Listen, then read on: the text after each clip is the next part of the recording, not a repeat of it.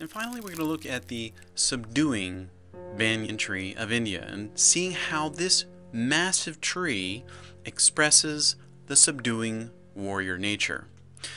And remember, when we look at the tree, the will is expressed by the roots, the wizard by the trunk and the branches, and the warrior by the leaves. So when we look at a picture, kind of step back here, if you had to guess in this picture where the great banyan tree of India is, where do you think it would be?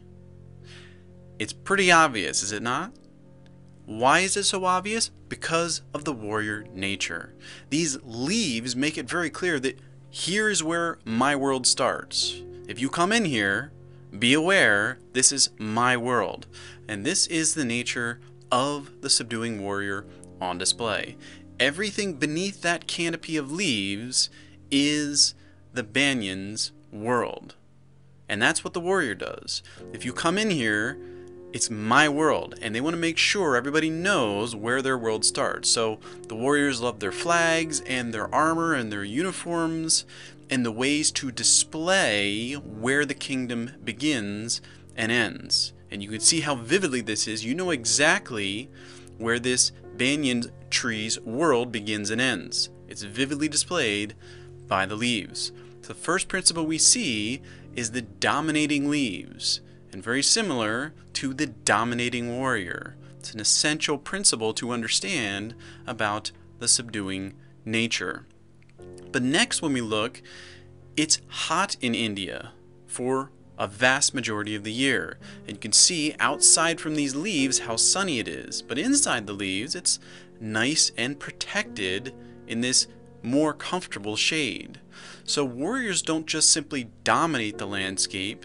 When you're beneath the warrior's kingdom, there's protection there, and the leaves display that. You're going to be protected by the sun, and that's an essential principle in the subduing nature. The protecting leaves are expressing how warriors protect anybody that's inside the kingdom. So when you're beneath the canopy, you're protected, and that's the same way the warriors do things. Lastly, we can look at the expanding nature of the warrior.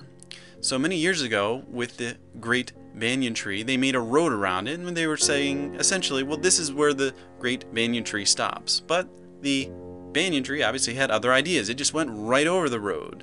It's just going to keep expanding and expanding and expanding, because that's the nature of the warrior. As soon as you draw a line and say this is where your kingdom ends, the warriors right away want to cross that line and expand all the further. And that's an important principle to always understand about warriors. Be aware, if you ever give a warrior a line that can't be crossed, they will find a way to cross it.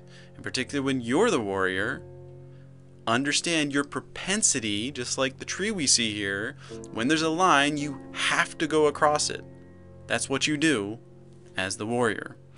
So the expanding leaves, the kingdom moving out, this canopy of leaves just continually spreading, that's a vivid picture of the subduing warrior nature.